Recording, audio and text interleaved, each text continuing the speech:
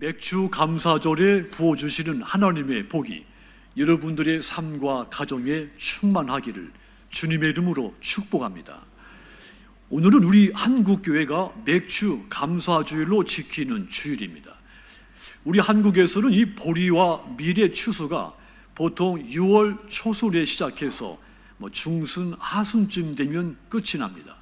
자, 그래서 이 밀과 보리를 추수하고 나서 7월 첫 주 되면 하나님께 이 수확에 감사를 드리는 절기로 맥주 감사주일을 지키는 겁니다. 자, 요즘 젊은 세대들은 이해하기가 어렵겠지만 불과 50년 전입니다. 그때만 해도 우리 한국 사회에 보릿고개가 있었습니다. 당시 우리 한국은 농경 사회였죠. 봄에 밀과 보리를 수확하고 가을에 벼를 수확해서 한 해를 먹거리로 한 해를 살아갔습니다. 자, 그런데 가을에 수확한 쌀이 다 바닥이 나고 먹을 것이 없어지고, 그리고 보리가 여물기 전, 그러니까 5월, 6월 그때 사이, 이때쯤 되면 집집마다 먹을 것이 없게 돼버립니다. 자, 이 시기를 견뎌내는 것이 마치 고개를 넘는 아주 힘든 일이었죠. 그래서 이 보릿고개라고 하는 이름이 붙여지게 된 겁니다. 이 보릿고개를 넘느라고 풀뿌리를 캐먹든지 나무 껍질을 벗겨서 생존을 했습니다. 보리를 수확할 때까지 생존해야만 됐기 때문이죠. 자, 그러니 나달 한 알 한 알이 금덩어리만큼이나 소중했던 겁니다. 자, 그래서 이 보리나 밀을 추수하고 나면 그냥 이제 배고프지 않겠구나, 그런 정도가 아니었습니다. 이제는 살았구나, 그런 안도의 쉼을 쉬기까지 한 겁니다. 자, 우리 신앙의 선조들 이 힘든 시기를 지내면서 그 귀한 곡식, 금덩어리보다 같이 그 귀한 곡식을 하나님께 바치면서 맥주 감사 예배를 드린 겁니다. 하나님은 이스라엘 백성들을 애굽에서 구출해 내셨습니다. 그리고 출애굽한 이 백성들 가나안 땅에 들어가거든 가서 농사를 짓고 밭에 뿌린 식물의 첫 열매를 거뒀을 때 맥주절을 지키라고 명령을 내렸습니다. 출애굽기 23장 16절 보시면 맥주절을 지키라. 이는 네가 수고하여 밭에 뿌린 것의 첫 열매를 거둠이라. 수장절을 지키라. 이는 네가 수고하여 이룬 것을 연말에 밭에서부터 거두어 저장함이니라 그랬습니다. 이 백성들 광야 40년 동안 자신들의 손으로 농사를 지어본 적이 없는 백성들이었습니다. 자신들의 땅도 존재하지 않았습니다. 하나님은 그런 백성들을 가나안 땅으로 인도해서 정착하게 하고 땅을 주고 또 농사를 짓게 하고 소출을 얻게 만들어 준 겁니다. 그래서 신명기 16장 12절 보시면 너는 애굽에서 종되었던 것을 기억하고 이 규례를 지켜 행할지라고 명령을 내린 겁니다. 자, 그러니까 맥주절은 억압에서 구원하시고 약속의 땅에서 열매를 거두게 하신 그 하나님께 드리는 추수의 감사절기인 겁니다. 너희가 수고하고 땀을 흘리고 애를 쓴 것 같지만 너희에게 열매를 얻게 하신 분은 창조주 하나님이라는 것을 기억하라는 것입니다. 구약에서는 이 맥주절을 6월절 후 7주째 지켰다고 해서 77절이라고 부르기도 하죠. 민수기 28장 26절에서는 77절을 하나님께 처음 익은 열매를 드리는 날이다, 그렇게 명하기도 했습니다. 그렇습니다. 맥주절, 첫 열매를 거두게 하신 그 하나님의 은혜와 복에 감사하는 마음으로 지키는 절기입니다. 우리가 7월 첫 주일을 오늘 맥주 감사주일로 지키는 것도 1월부터 6월까지 우리에게 수고의 열매를 맺게 하시고 우리 가정과 우리의 기업을 지켜주시고 인도하신 그 하나님의 은혜에 감사하기 위해 지키는 겁니다. 구약의 여러 성경책들 가운데 맥주절 또는 이 77절과 관련된 책이 룻기서입니다. 룻기서에 보면 보리 추수와 밀 추수의 시기에 대해서 아주 상세하게 기록이 되어 있습니다. 룻기서는 77절 때 낭송되는 책이기도 했습니다. 유대인들은 전통적으로 맥주절 77절이 되면 이 룻기서를 크게 낭송을 했죠. 룻기서에 보면 마치 레위기 23장, 오늘 본문이죠.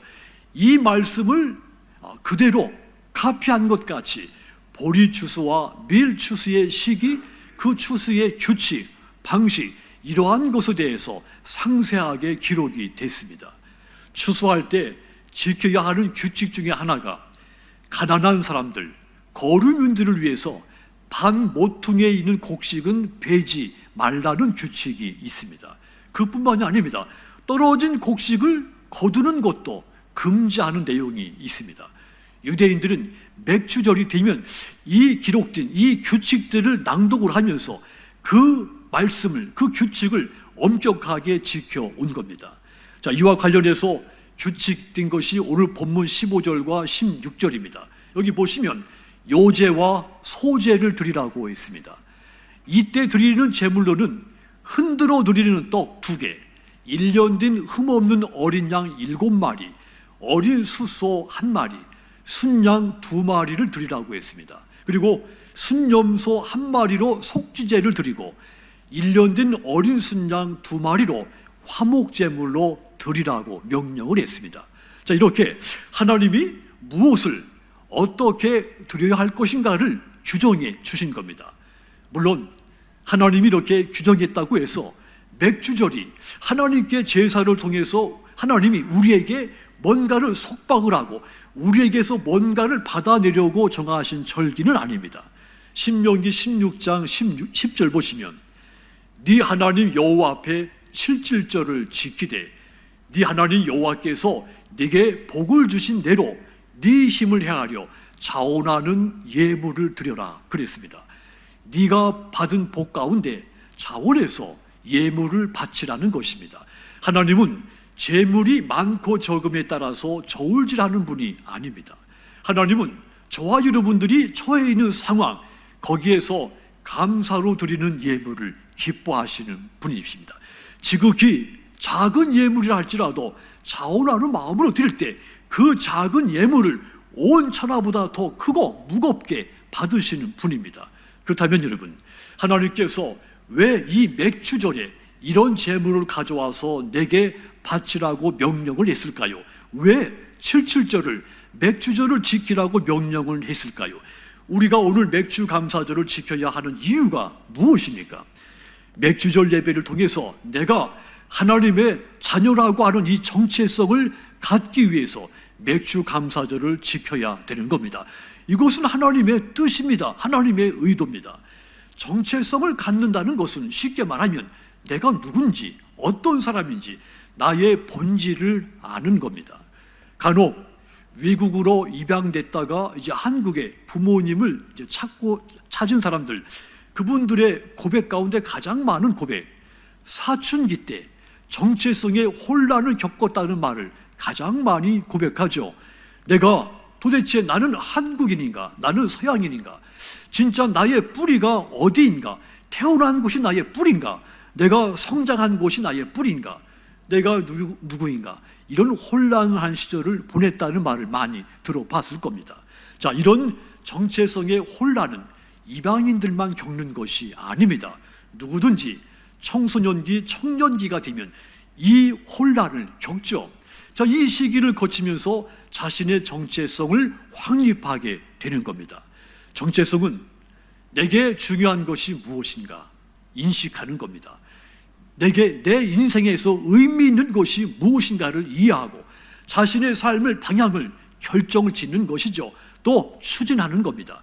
그래서 이 정체성이 흔들리면 나답게 살 수가 없게 되는 겁니다. 목사가 마찬가지죠. 목사의 정체성이 흔들렸다면 목사다운 목회를 할 수 없을 겁니다. 또 일반적인 삶에서도 목사였던 삶을 살 수가 없게 될 겁니다. 하나님의 자녀가 정체성이 흔들리면 하나님의 자녀답게 살지 못하게 되는 겁니다. 그래서 하나님은 이스라엘 백성들에게 맥주절을 지킴으로써 너희가 누구인지 정체성을 명확하게 알라, 이렇게 명령을 한 겁니다. 22절 끝부분에 보시면 나는 너희 하나님 여호와다. 따라합시다. 나는 너희 하나님 여호와다. 하나님께서 이 이스라엘 백성들에게 나는 네 하나님 여호와라고 선포를 하신 겁니다. 나는 너희 하나님이고 너희는 내 백성이다. 이 정체성을 일깨워 주신 겁니다. 하나님은 이스라엘 백성들, 너희가 칠칠절 맥주절을 지킴으로써 너희 정체성, 너희가 내 백성이라고 하는 이 정체성 확실하게 믿고 살아야 된다. 이런 권고, 명령을 주신 겁니다. 그 하나님께서는 이스라엘 백성들이 애굽의 노예로 있었을 때 그들이 그 압제와 고통 속에서 울부짖기 시작했죠. 하나님은 그 울부짖는 소리를 들으셨습니다. 그리하여 모세를 보내서 홍해를 가르시고 그들을 그 이집트의 식민 지배에서 구출해 낸 겁니다. 그리고 그들을 시내 산으로 인도하고 그들과 가장 큰 언약을, 약속을 맺습니다. 나는 너희들의 하나님이고 너희들은 나의 백성이 될 것이다. 이 언약은, 이 약속은 이스라엘 역사의 가장 큰 약속입니다. 땅을, 어떤 국가를 준다는 것보다 더 큰 약속을 하나님이 그들에게 준 겁니다. 이것이 너희 정체라는 말입니다. 이것을 기억하라는 겁니다. 그렇습니다. 저와 여러분도 하나님의 백성, 하나님의 자녀입니다. 바울은 하나님께서 우리를 양자로 삼으셨다고 고백을 했죠. 로마서 8장 15절 보시면 너희는 다시 무서워하는 종의 영을 받지 아니하고 양자의 영을 받았으므로 우리가 아빠 아버지라고 부르짖는다 그랬습니다. 하나님이 우리가 하나님을 아빠 아버지라고 부르게 하려고 독생자 예수님을 십자가에 달려 죽게 하셨다는 말입니다. 우리는 하나님의 이 측량할 수 없는 그 큰 사랑에 의해서 하나님의 자녀가 됐고 지금도 하나님의 자녀로서 그 사랑을 받고 살고 있는 겁니다. 그러므로 우리는 내가 하나님의 자녀라는 이 사실 단 1초라도 잊어서는 안 되는 겁니다.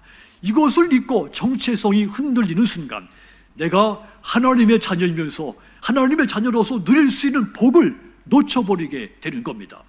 이스라엘 백성들을 하나님의 백성으로 삼으신 그 하나님은 그 백성들이 하나님과 만나서 교제하는 법도 가르쳐 줬죠.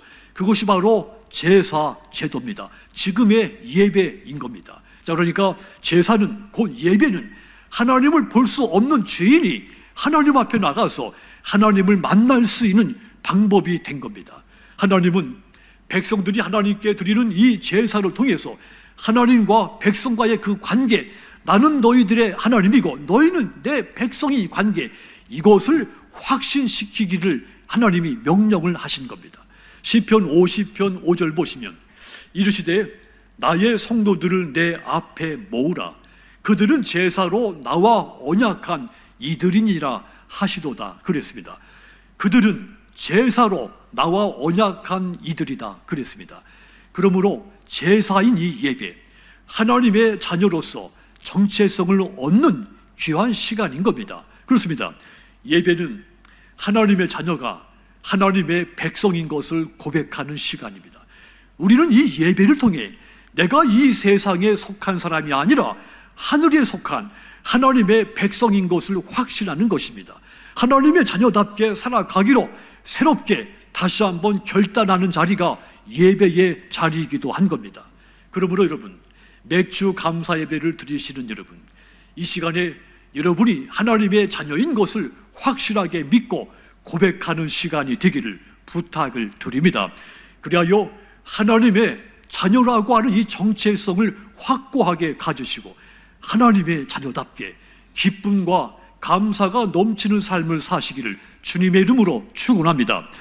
또한 우리가 맥주절을 지켜야 하는 두 번째 이유도 있습니다.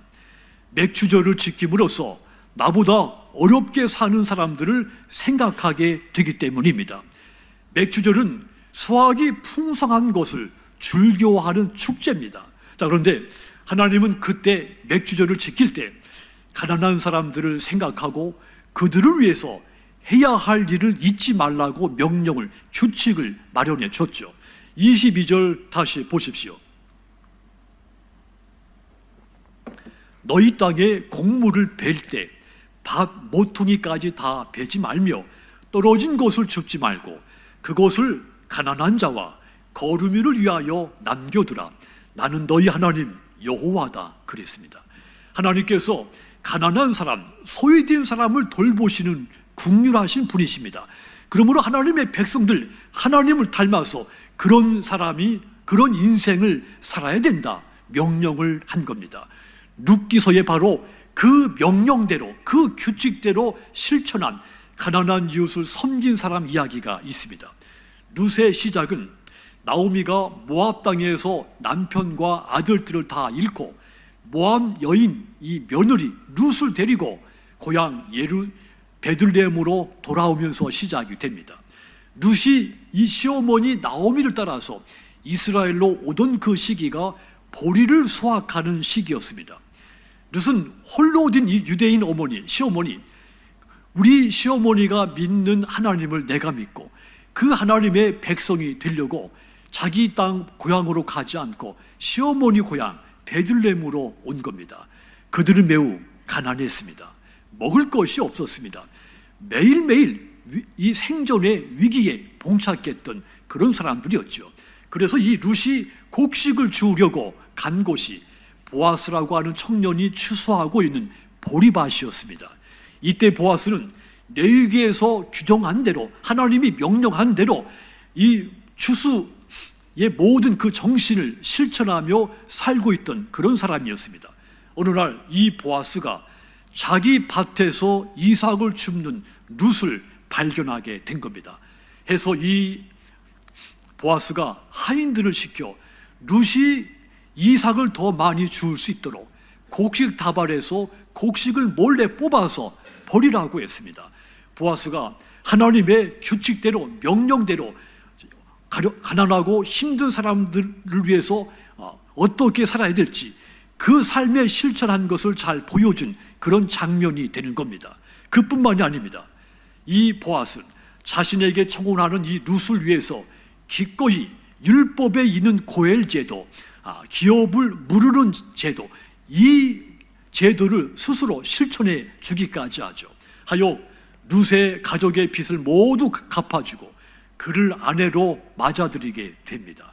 하나님은 이런 보아스를 통해, 그러니까 추수의 그 정신, 그 규칙대로 신실하게 실천하는 이 보아스를 통해 하나님의 일을 이루어 가신 겁니다. 그들 사이에 오벳이 태어납니다. 놀랍게도 그는 다윗의 할아버지가 됩니다. 하나님은 하나님을 사랑하고 하나님의 명령 규칙을 지킨 그들에게 다윗 왕의 조상이라고 하는 놀라운 영광까지 준 겁니다. 맥주절의 이야기는 거기서 그치지 않습니다.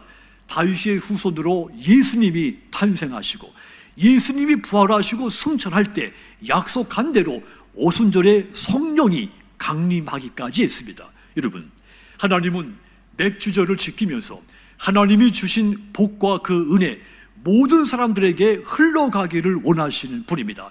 우리보다 더 힘들게 사는 사람들에게 내가 받은 복이 그들에게 흘러 넘치게 되기를 원하시는 겁니다.